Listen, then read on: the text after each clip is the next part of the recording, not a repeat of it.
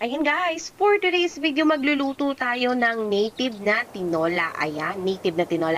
Native na manok. Dahil nga guys, medyo lumalamig na ang panahon. So nag-decide tayo na magluto. Eto medyo may kaidanan na kaya gumamit tayo ng pressure cooker. Ayan, tinanggal ko lang dyan yung mga karne. Iniwan ko yung pinakang niya guys. Kasi yun din yung gagamitin natin sa pagluluto ng tinola. Kasi nandiyan na guys yung mga lasa. Ayan, taka sa isang kaldero, naglagay tayo ng mantika. Ayan, magigisa tayo ng sibuyas, bawang.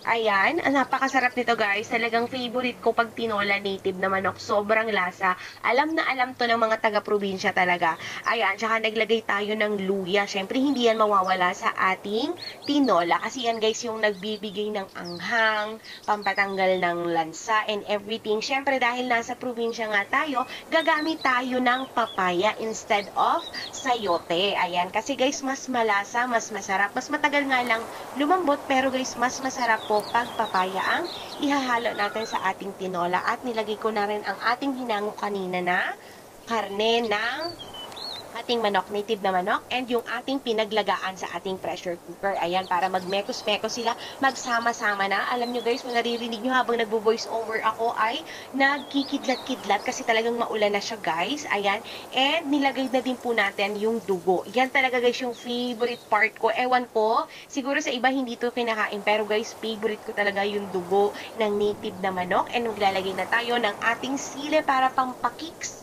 Ayan, and sobrang ano guys, kung naaamoy nyo lang yung aroma, sobrang bango, sobrang maaano mo talagang kakaiba. Naglagay din pala ako dyan guys ng tanglad, and of course, ang atin pong dahon ng sili. Instead of malunggay, mas kinasanayan namin sa probinsya na ang ilagay ay dahon ng sili.